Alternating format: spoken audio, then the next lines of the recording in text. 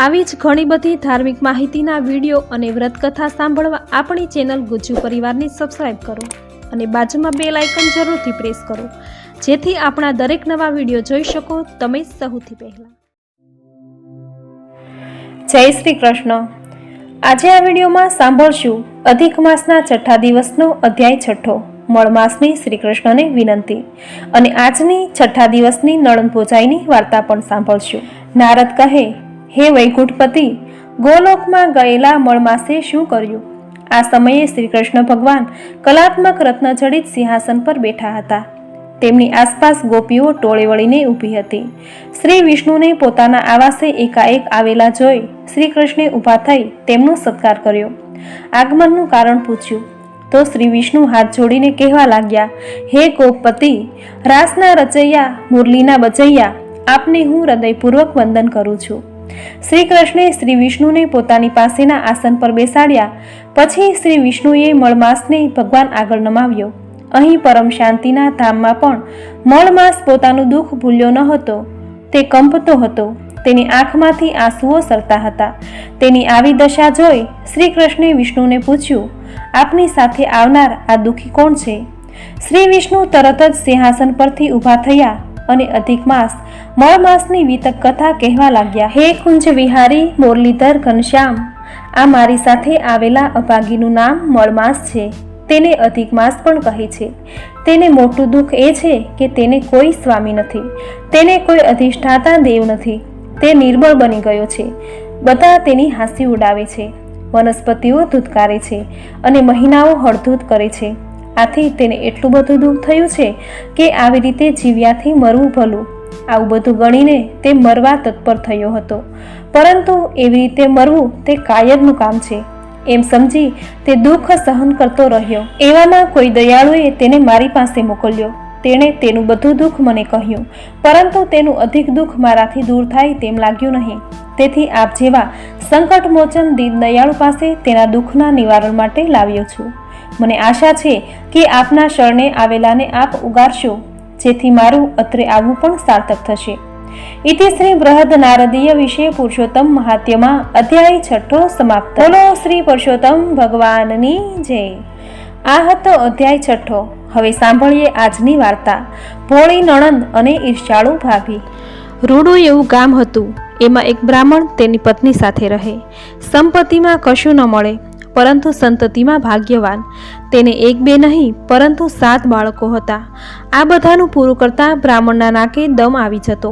ભિક્ષાવૃત્તિમાં મળી મળીને કેટલું મળે, પણ બ્રાહ્મણી ચતુર હતી એટલે કરકસર કરીને ઘરનું ગાડું ગબડાવતી. તે પોતે પણ પરચુરણ કામ કરતી, તેથી ગુજારો આસાનીથી થઈ શકતો. બ્રાહ્મણીના ભાઈ ભોજાઈ પૈસે ટકે ઘણા સુખી હતા. તેના મા બાપ તો ક્યારનાએ પ્રભુના ધામમાં પહોંચી ગયા. બ્રાહ્મણીને પિયરમાં ભાઈનો આશરો હતો, પરંતુ તેની ભોજાઈ એવી ઝેરીલી નાગણ જેવી હતી કે તેનો ભાઈ તેને મદદ કરવા ઈચ્છે છતાં પણ કંઈ કરી ન શકતો. ભાઈ ભોજાઈને સંપત્તિ સુખ ઘણું હતું, પરંતુ સંતતિ સુખ ન હતું. સંતાન માટે બંને ઝૂરતા. ભોજાઈને મનમાં થયું કે હવે અધિક માસ આવે ત્યારે પુરુષોત્તમ ભગવાનની ભક્તિ કરું તો તે જરૂર પ્રસન્ન થશે અને પોતાના ઘરમાં પારણું ઝૂલતું થશે. સમય જતાં પુરુષોત્તમ માસ આવ્યો અને બ્રાહ્મણીની ભોજાઈ પુત્રફળની આશા રાખીને નદીએ જઈ નાહવા લાગી, વ્રત કરવા લાગી, કથા વાર્તા સાંભળવા લાગી. પુત્ર મેળવવા તે પુરુષોત્તમ ભગવાનને ભજતી હતી અને બ્રાહ્મણી પોતાનું દારિદ્ર્ય દૂર કરવા માટે વ્રત ધર્મ કરતી. જોત જોતામાં અધિક માસ પૂરો થયો અને વ્રતધારીઓએ વ્રતના ઉજવણા કર્યા. ઉજવણામાં દરેકે યથાશક્તિ બ્રાહ્મણોને જમાડ્યા અને દક્ષિણા આપી. બ્રાહ્મણીની ભોજાએ પણ પુરુષોત્તમ ભગવાનની વધુ પ્રસન્નતા પ્રાપ્ત કરવા માટે વ્રતનું ઉજવણું સારી રીતે કરવા વિચાર્યું અને ગામમાં દરેક બ્રાહ્મણોને ઘેર જઈ જમવા માટેનું નોતરું દઈ આવી. હવે ગામમાં બધાના ઘરે નોતરું દઈ આવી તો નણંદ પણ ગામમાં જ રહેતી હતી, તો આથી તેને નોતરું તો દેવું જ પડે. તેથી નણંદના ઘરે પણ નોતરું દેવા ગઈ, પરંતુ ઘરમાં ન ગઈ, બહાર ઊભા રહીને જ નોતરું આપી દીધું અને કહેવા લાગી કે આજે વ્રતનું ઉજવણું છે. તો જમણવારમાં તમે બધાય આવજો. 7 છૈયા 8માં ભૈયા અને 9માં તમે બાઈ. જો નોતરું આપી જાઉં છું. હવે ફરી જ્યારે જમવા બોલાવવા આવું ત્યારે જ આવજો. આ તો હું આજે વ્રતનું ઉજવણું કરું છું અને તમને મારે ત્યાંના જમણવારની ખબર આપવા આવી છું. નોતરું દેવાના આવા કટાક્ષ ભર્યા શબ્દો નણંદને જરાય ન ગમ્યા. ભાભીના નોતરામાં વિનય ન હતો, કટુતા હતી. ભોજાએ પૈસાના અભિમાનમાં આવું કહ્યું હતું. 7 છોકરાઓ તો મામાના ઘરે જમવા જવાનું સાંભળી હરખઘેલા થઈ ગયા અને આજે તો ધરાઈને મામાના ઘરે લાડવા ખાશું એવી વાતો કરવા લાગ્યા. સાંજના 6 વાગે બ્રાહ્મણીની ભોજાઈને ત્યાં જમણવાર હતો, પરંતુ 5 વાગ્યામાં જ બ્રાહ્મણીઓ રેશમી વસ્ત્રો પહેરીને ત્યાં જવા લાગ્યા. સાથે છોકરાઓ પણ હતા. બધાઈને મિષ્ઠાન જમવાનો હરખ હતો. એ જોઈ નણંદના 7 છોકરાઓ જમવા જવાની ઉતાવળ કરવા લાગ્યા. તો બ્રાહ્મણીએ કહ્યું, આપણે તો ઘરના કહેવાય, બધાથી છેલ્લે જમવાનું હોય અને તે પણ તમારા મામા કે મામી આપણને તેડવા આવશે ત્યારે આપણે જમવા જઈશું. છોકરાઓ માનું કહેવું માની રમવા જતા રહ્યા. બ્રાહ્મણીએ તેમને આશ્વાસન આપ્યું. બાકી તે જાણતી હતી કે અભિમાનની ભરેલી ભોજાઈ તેને જમવા તેડવા આવવાની નથી. જમણવાર પતી ગયો, પરંતુ બ્રાહ્મણીને ઘેર તેના ભાઈ કે ભોજાઈ કોઈ તેડવા આવ્યા નહીં, એટલે તે બધા ભૂખ્યા રહ્યા. જમવા જવાની આશાએ બ્રાહ્મણીએ કંઈ રાંધ્યું પણ ન હતું. બિચારા છોકરાઓ લાડવાનું ઓલોપાત કરતા કરતા આખરે ભૂખ્યા પેટે સૂઈ ગયા. એમ કરતા કરતા રાત પડી ગઈ એટલે બ્રાહ્મણી પોતાના ઘરેથી નીકળી તેના ભાઈના ઘરના પાછળના ભાગમાં ગઈ, જ્યાં જમણવારના એઠવાડ સાથેના પતરાળા પડેલા હતા. ઘણા પતરાળામાં લાડવાના ટુકડાઓ પડેલા હતા. બ્રાહ્મણીએ થોડાક પતરાળા લઈ સાડલામાં બાંધી દીધા અને ઝડપથી પોતાને ઘેર આવી. તેણે પતરાળામાંથી લાડવાના ટુકડા કાઢી એક થાળીમાં રાખ્યા. ભૂકો કરી ફરીથી તેના લાડવા વાળી દીધા. પૂરા 7 લાડવા થયા. પછી પેલા પતરાળા પાછળ વાડામાં જ્યાં ઘાસ પડ્યું હતું ત્યાં નાખી આવી. તેના પર ઘાસ પાથરી દીધું એટલે કોઈને ખબર પડે નહીં કે ત્યાં એઠવાડના પતરાળા પડ્યા છે. પછી પેલી લાડવાવાળી થાળી પર બીજી થાળી ઢાંકી તેણે શિકામાં મૂકી દીધી. પછી તે પુરુષોત્તમ ભગવાનનું સ્મરણ કરતી સૂઈ ગઈ. તેની પ્રાર્થના પરમ કૃપાળુ પરસોત્તમ ભગવાને તરત જ સાંભળી. સવારે બ્રાહ્મણી જ્યારે પેલા એઠા પતરાળા ઉકળે નાખી આવવા તેને લેવા ગઈ તો તે પતરાળા બધા સોનાના બની ગયા. તેણે બધા પતરાળા લઈ પોતાના પતિને બતાવ્યા તો બ્રાહ્મણ સમજી ગયો કે આ પરસોત્તમ વ્રતનું ફળ છે. તેણે બ્રાહ્મણીને કહ્યું, તું શુદ્ધ ભાવથી યથાશક્તિ વિધિથી પરસોત્તમ ભગવાનનું વ્રત કરે છે, કાંઠા ગોરનું પૂજન કરે છે, વ્રત કથા સાંભળે છે, તેનું આ ફળ છે. બ્રાહ્મણી બોલી, નાથ, તમારું કહેવું ખરું છે, તો પણ આ પતરાળા મારા ભાઈના છે એટલે તેના પર તેનો અધિકાર છે. ભલે તેણે આજ દિન સુધી મને કંઈ નથી આપ્યું, પરંતુ મારે તો તેના નિમિત્તનું તેને આપવું જ પડે. હું આ બધા પતરાળા લઈ મારા ભાઈને આપી આવું. આપણને આવું અણહકનું ન ખપે. બ્રાહ્મણે કહ્યું, ભલે, આપણે ગરીબ રહ્યા, પરંતુ આજ સુધી હરામનો માલ ખાવાની દાનત નથી. પ્રભુ આપણને 2 ટક લોખું સૂકું ખાવા આપે એટલું જ બસ છે. જા, જઈને આપી આવ. બ્રાહ્મણી પતરાળા લીધા વગર ભાઈને વધામણી આપવા ગઈ. ભાઈ અને ભોજાઈ હિંચકા પર બેઠા હતા.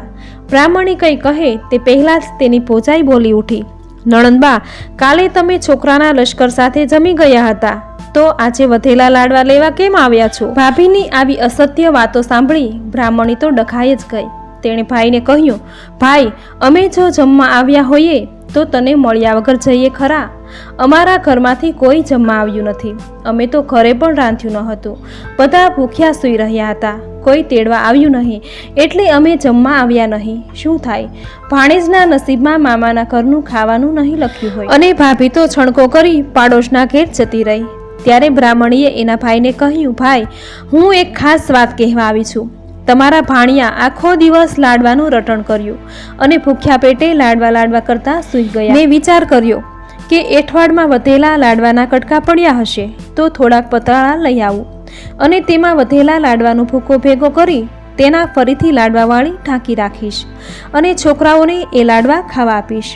એમ વિચારી હું થોડાક પતરાળા તમારા ઘરની પછવાડેથી ઘેર લઈ ગઈ હતી અને તેમાંથી વધેલા લાડવાના કટકા ભેગા કરી તેના ફરીથી લાડવાવાળી શિકામાં રાખી મૂક્યા અને પતરાળા વાડાના ઘાસ નીચે નાખી દીધા.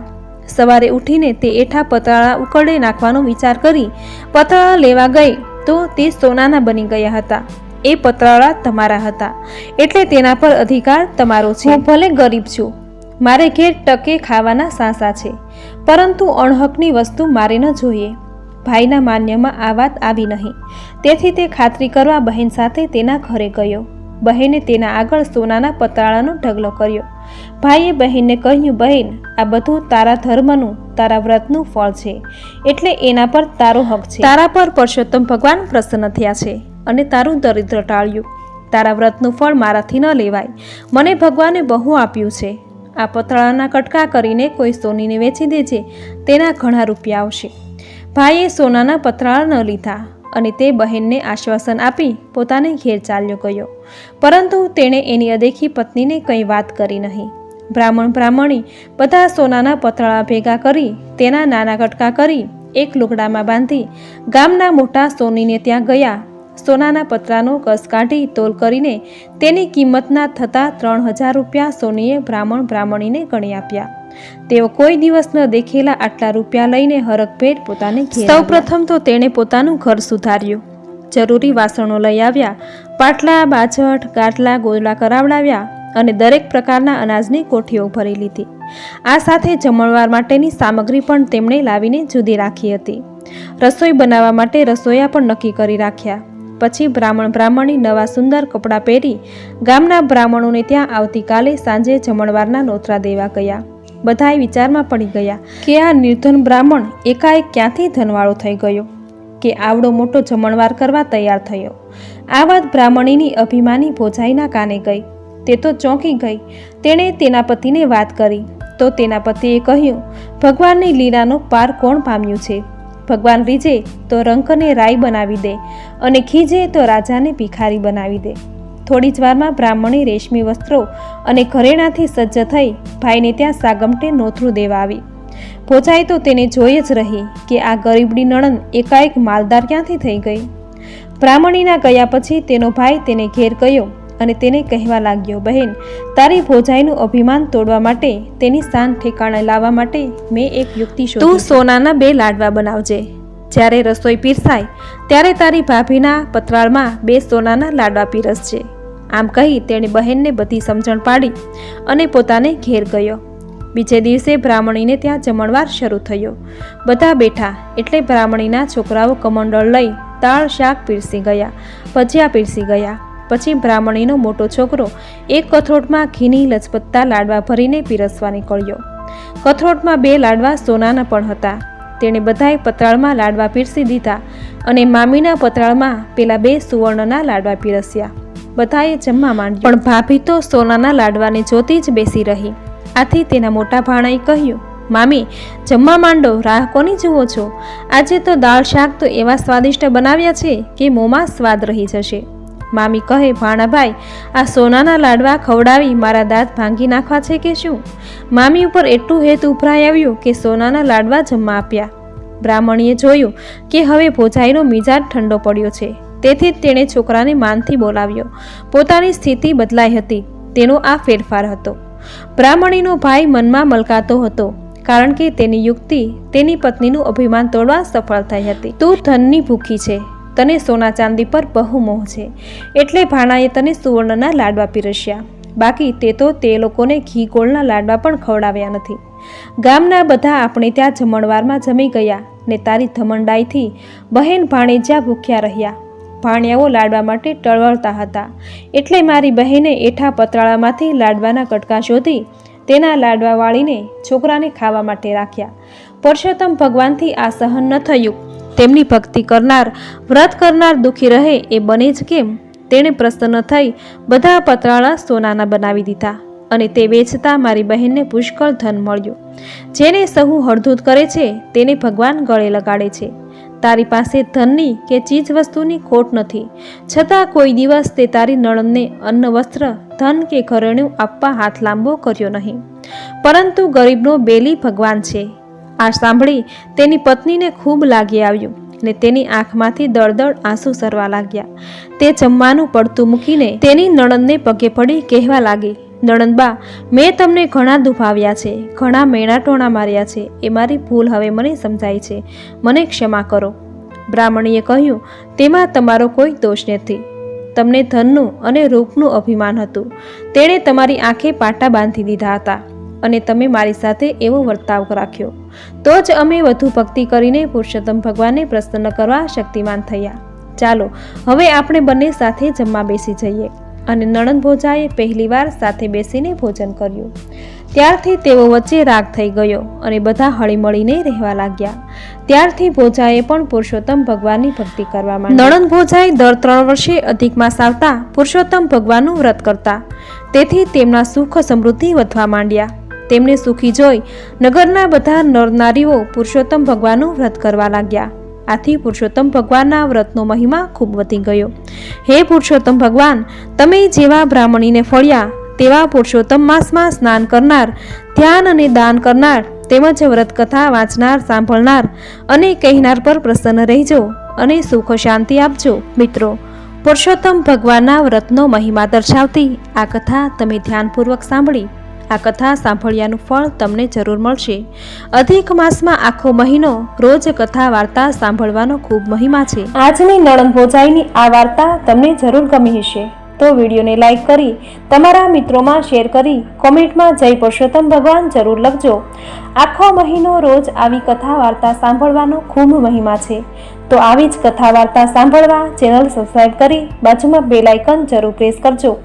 આવી જ અવનવી ધાર્મિક માહિતી, ધાર્મિક વિડીયો સાથે ફરી મળીશું. ત્યાં સુધી આપ સૌને મારા જય શ્રી કૃષ્ણ.